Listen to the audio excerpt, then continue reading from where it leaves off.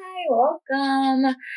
So if you're on this video, you're probably going to be studying abroad in Europe soon, and you may need some tips to be prepared for this amazing journey you're about to go on. It was literally the best time of my life, and I just want to give back and help everyone else have a great time while they're abroad in Europe.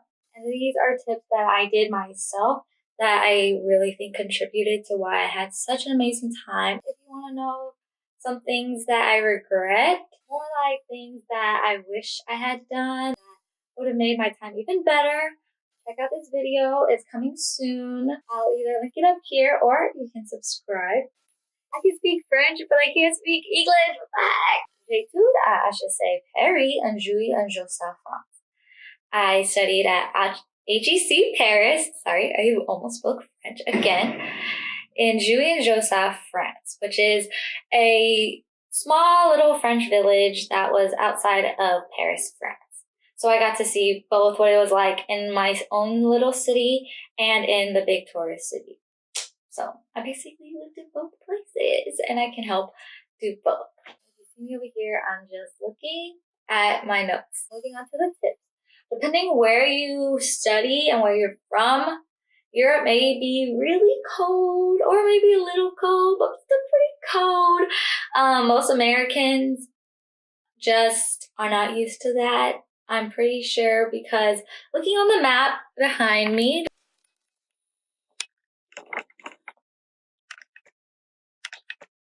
so according to this beautiful scratch map I have, the United States only goes up to here's Maine, and Europe is all the way over here. So a lot of Canadians are, so you might be used to this code. A lot of my Canadian friends didn't think it was like any worse really, but most of America is a lot lower than Europe. I even had a friend in Michigan, which is right here, that wasn't prepared for the weather in Paris, France. So I'm warning you that it's going to be pretty cold. Definitely try to talk to someone that went before you at like the same semester, similar time to you, so that they can warn you how cold it actually is. And just so they can help you with other things, because they can help you with a lot. I definitely talked way more than she probably wanted me to, but she was very helpful. So my next tip is getting functional clothing. So pieces that you can wear it in multiple different ways. So maybe if it's like reversible, I had a reversible jacket and that really helped me. Items that you can like take things off or put things on so that they look different. So like pieces you can add or remove things, like a hood or a collar. A lot of jackets do that. Maybe pants you can shorten or lengthen. 2-in-1 pieces might work also. I have this North Face jacket that is a raincoat on the outside, but it came with like a normal North Face fleece jacket on the inside. That would have been nice to have so that I was also warm and protected from the rain, or just warm depending on what the weather was like. But that wouldn't really work really in France because it's a very sporty look and it's very bright, and just having shirts and clothing that you can wear in multiple different ways helps you expand your wardrobe while you're there, because you only brought so much clothing and you're there for a while. And then it helps you with your Instagram pictures so you have more outfits. I really wish I had more variety, and yeah, just so you're not limited in clothing, is gonna get old. But if you want some clothing hacks, because I did gather some that are living in Europe, subscribe and hit the bell so you get notifications about when I post. That is a clothing hack video that you want so that you can avoid pickpocketers and just so you can have variety in your Instagram pictures.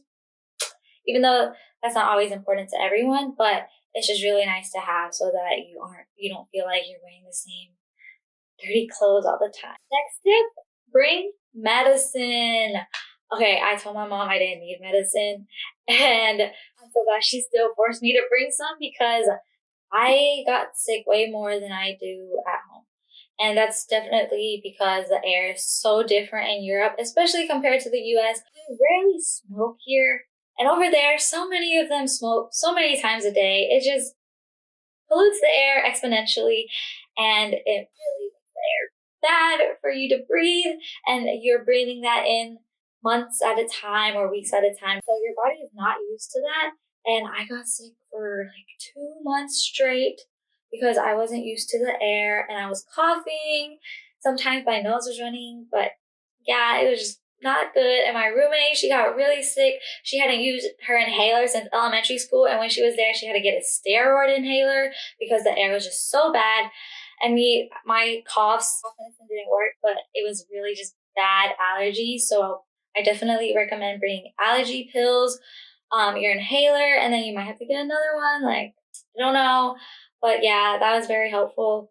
Other medicines I brought that were helpful were motion sickness medicines. So like you're going to be traveling, you're going to be riding buses and trains for maybe many hours or even like a couple minutes, but you still could get sick. Airplanes, you can get prescribed patches that are motion sickness medicines, and the one I got lasted for up to 3 days. So if you're traveling for a long time, it's very helpful. So that one you have to get prescribed, but motion sickness medicine will help you if you are prone to getting sick during traveling, which is not fun. The traveling part of traveling is very nauseous, or it can be very nauseous. So I would bring some or buy some while you're there, but if you need it for the airplane across the pond, you're going to need it before. I also brought like a nose spray. I get stuffy nose often. So if that helps you, bring that as well so that you can have a better night's sleep. I would bring medicine even if you don't get sick here, because I really get sick here, but it was just helpful over there because I wasn't used to that air, and that's what you're doing. You're not going to be in the same type of atmosphere you are at home, so you definitely should bring some medicine to be prepared for anything that could come up because you don't want anything too serious to happen.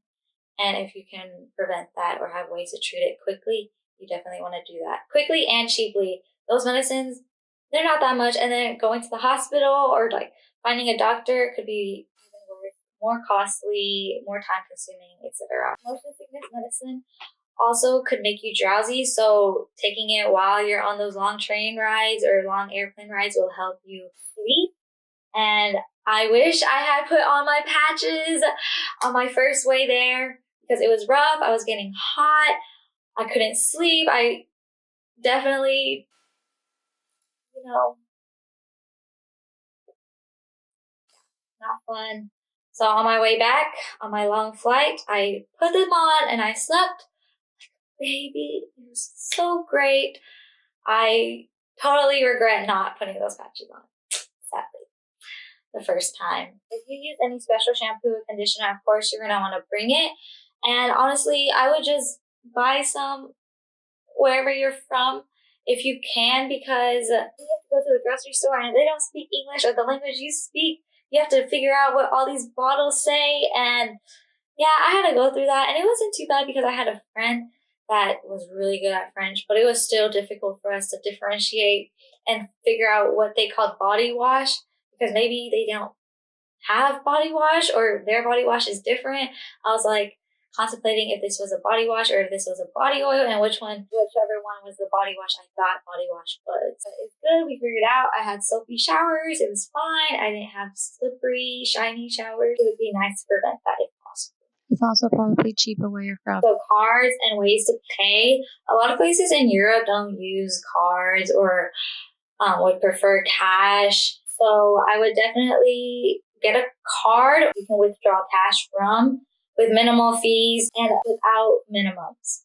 Because my friends got a French bank account and they used that card and they had a minimum, but like you're kind of spending a good amount of money studying abroad, traveling, so you don't really want to be dealing with bank customer service to raise your minimum in a foreign language that you can barely speak. So I would definitely recommend getting a domestic card that you can find without fees, because international fees can cost a lot. A lot of credit cards use those.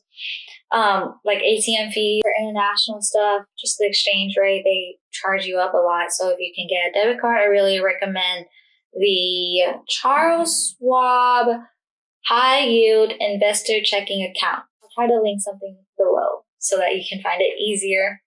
But yeah, I really recommend that one because I didn't have to deal with any fees whatsoever. I can't even think about a fee I had to pay because of that card. And I could withdraw cash easily. Some people bring cash to exchange. You can also do that, but where I was around, there weren't a lot of places besides the airport that would help you exchange it, and they charge you for that.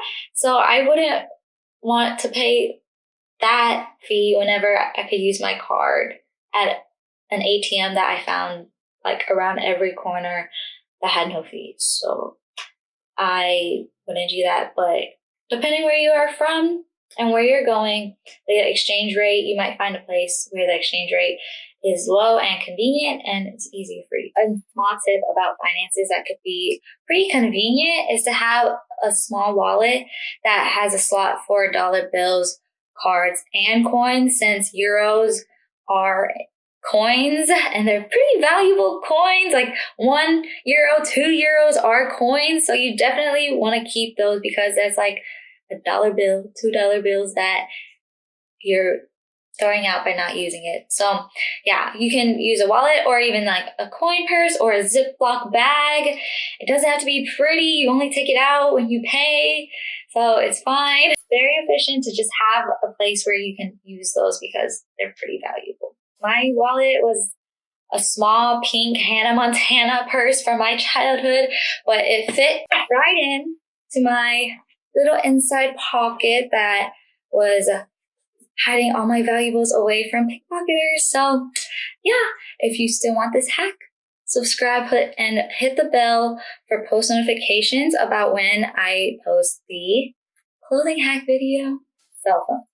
I didn't get a phone plan over there just because I didn't want to pay for it. And my home domestic cell phone carrier has a really good international plan. Shout out to T-Mobile. Some other carriers also have really good international plans, so you might want to look into yours. I have like slow internet, like 2G over there, but I also didn't need it because I was mostly depending on the Wi-Fi I had access to, like in a cafe or the nearby Starbucks, whatever was giving out free Wi-Fi. I can make a video all about that, about how I use just Wi-Fi most of the time during studying abroad and traveling. If you want that video, just comment it down below so that I'll make it for you if you want it. But if you do get a cell phone plan, I really recommend free. A lot of my friends they got like 100 gigabytes a month and it wasn't bad, but it also doesn't just refrain to France. It's like most of Europe. So if you travel, you still have service, which is really nice and useful. Using Wi-Fi though really saved me a lot of money, or not a lot. Well, yeah, I don't know how much they spent, but I felt like it was saving me money and all my dollars counted while I was over there, not making much money. If you want more ways to save money while you're studying abroad, also hit that in the comments. Hit it down in the comments. If you want a video on how to save money while studying abroad, because a lot of people it doesn't feel like they cared about how much money they were spending. So let me know if I'm not alone in the comments, please. And then I can make a video about how I saved money, because me and my roommate were definitely one of the most frugal ones there. We were saving money, and we know how you can save money too. Especially in Europe where the money is expensive. Their money. My video on Wi-Fi would include how we talk to people, use the GPS, got around, got directions, stuff like that. How we posted on Instagram stories, etc. You can also see that I actually did post on Instagram stories, even though I had no cell phone service or very little cell phone service. I had my thing mostly on airplane mode so that it wouldn't take up my data or battery. You can check it out on my Instagram. I'll link it here. No, I'll put it here. Link it below so that you can see my posts from abroad. While you're checking out my page, why don't you just follow me for potential video announcements so you know when I post, Q&A opportunities, and even like photo, angle, caption ideas for your time abroad. So before you go to a new country or even city for your travels, you should really do some cultural research to see what they're like, and you want to expect, or just so you know what they're like and what to expect, and minimize cultural shock, because sometimes that's not good. It can really put a damper on your experience there if you don't know what to expect, and if they turn out to be not what you wanted. So especially before moving to a whole new country, you want to know what the country culture is like. Honestly, my biggest tip is to not just talk to Americans. Don't only eat with Americans. Hang out with other people outside of your country, or Canadians if you're Canadian, Australians if you're Australian, like wherever you're from. Try to hang out with people outside of your country, because they're gonna be there when, like, Australians are gonna be in Australia when you're back in Australia. Canadians are gonna be back in Canada when you're in Canada, and same with Americans. You're studying abroad to learn about different cultures and people, so why would you stick with the same people that you already know about at home?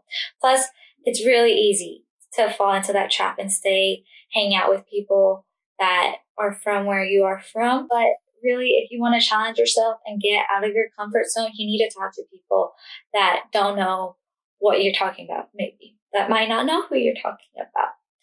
That might need a little explanation, or that might need to teach you a little something. But you need to talk to people that aren't in your country, okay? Just do it. Do it for yourself. Do it for the world. The world is going to be a better place if people, especially Americans, are more aware of the different types of people that are out there. Please do us a favor and talk to people that aren't from your country, and really get to know them and learn how to communicate with people that don't only speak English most of the time. Just learn how to communicate, talk to people, become friends with people that aren't like you. It's worthwhile and so much more fun than just people that are already out. Speaking of home, find a good balance to talk to the people that you have at home. They love you and care about you, so you don't want to leave them hanging.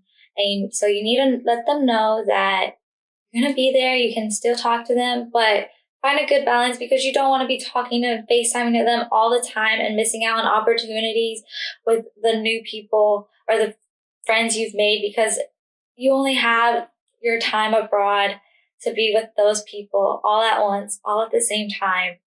You don't want it to be hindered or prevented when you're FaceTiming your boyfriend all the time.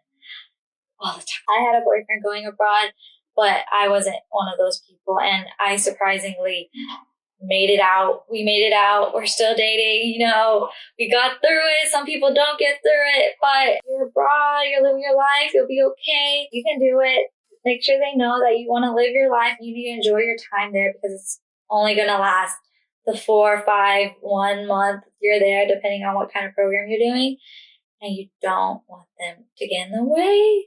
So just as long as they understand, and like, find a good balance, do what you guys have to do so that y'all know the boundaries and schedule. I would honestly suggest not traveling all the time, unless that's your goal, but you're there to experience life. You're studying abroad. You're living in a new city. What is the point of living in this city if you're always gone? Make sure to take advantage of where you're living, because you have the rest of your life to be a tourist anywhere, but you're only going to be living in your location a few months at a time, depending on your program. Again, not sure how long you're there, but you have like from a few weeks to a couple months, and that might be it for you living there. Someone said to my favorite influencer, who was also studying abroad in Paris at the same time I was, you can be a tourist for the rest of your life, but will only live in Paris for 2 more months. I was like, when my program was almost halfway over, I just thought that was so true. So I cut down on my traveling, and I definitely took advantage of all the things that Paris, my city, my school had to offer. The people I was with, it's never going to be the same again.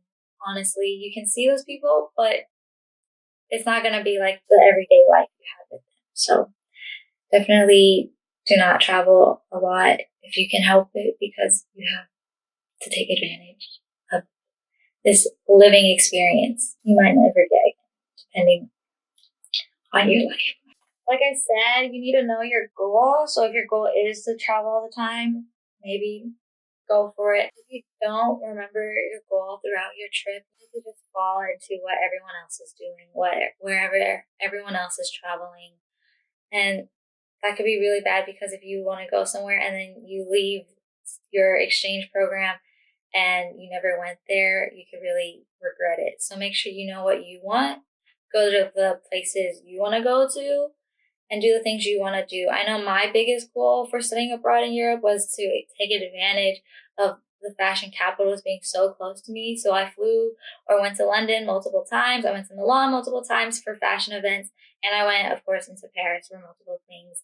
And I got to go to London and Paris Fashion Week and all the places I dreamt of ever since I was a kid watching Disney Channel movies. I accomplished my childhood dreams while I was over there, and it led to even bigger dreams. So I'm so grateful. But make sure you stick to your goals and you do what you want to do and not what is norm.